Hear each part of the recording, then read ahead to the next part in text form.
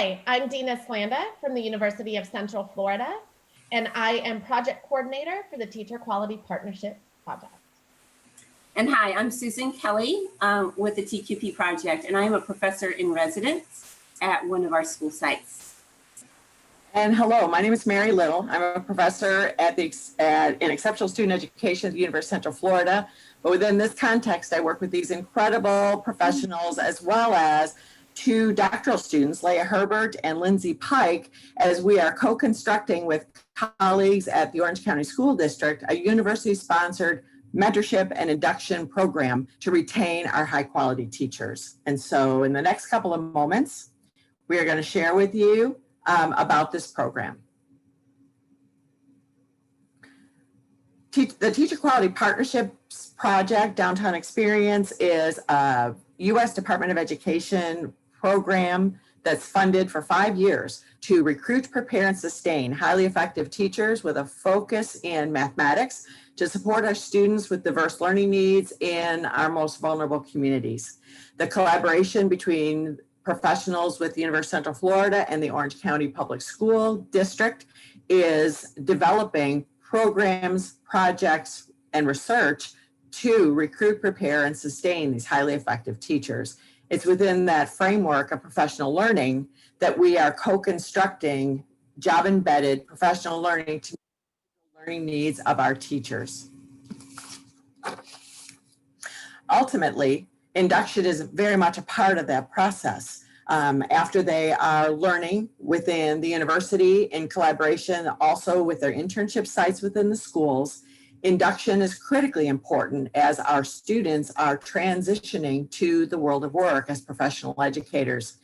The induction programs really have a long history from the late 80s, where we're looking to respond to massive teacher turnover and to deal with those issues so that we can have teachers that not only stay longer, but report greater job satisfaction. It is critically important that our beginning teachers participate then in a comprehensive induction program so that they stay longer, so that they have greater job satisfaction and demonstrate more the instructional practices, the evidence-based practices that they're learning at their university courses for themselves, increase their efficacy, but most importantly, to increase student achievement. So the purposes of our program as we're getting started this year are really to bridge that gap between the preparation at the university and their first year of teaching. It has to be collaboratively developed in a comprehensive and responsive manner because we are then transitioning from the university setting into the school site setting. This framework that we're wanting to develop includes providing a safe and caring environment for our TQP or Teacher Quality Partnership graduates so they can participate in a community of support and continued learning. As we were developing this, we looked to the literature to begin with that induction program coordinators, what were some of the key indicators and critical components for professional learning communities, for teacher collaboration, to assure that mentorship was more than a program, that mentorship was providing multiple supports, multiple connections, multiple collaboration opportunities between the practitioners, the researchers, the innovators, the experts in the school, because ultimately it's creating a seamless system for all of us within our professional learning communities for induction and continued professional learning. As we connected educators and administrators from the Orange County School District and within our School of Teacher Education at UCF, we very much talked about these critical components then we looked at the frameworks that are already available. I mean, we were all moving forward with mentorship programs. It just, how do we connect all these pieces together to focus on our TQP graduates for their own support and learning within a professional learning community, but look within the parameters that were already in place. Orange County had a mentorship and an induction program in process. Many of the school districts, including Orange County, had a structure of professional learning communities. UCF, we had beginning mentorship programs started with a couple of our school districts. We also had a beginning teacher night program. And so how do we bring all these pieces together to develop a comprehensive induction framework that was caring and coordinated to support the needs of our graduates in the schools? We had several planning meetings as we move forward with the educators from all of these organizations and who had been involved with all of those previous initiatives and ongoing initiatives.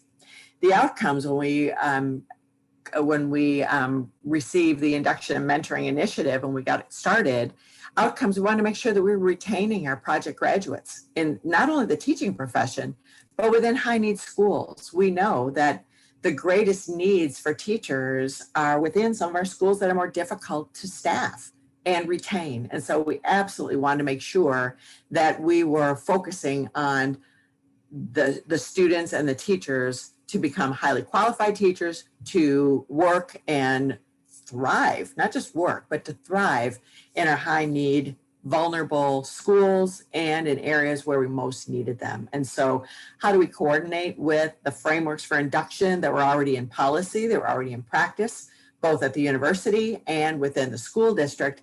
How do we align our coursework for practical classroom application, then to be connected into the school site where our interns were both completing their internship 1, internship 2, but then also becoming first year teachers. We wanted very clearly and very thoughtfully to include the induction program and the Orange County mentoring guide that had been recently developed, so that we're taking a look at from a systems approach. We wanted to build capacity across the stakeholders. We also wanted to make sure that we were aligning with policies that were already in place.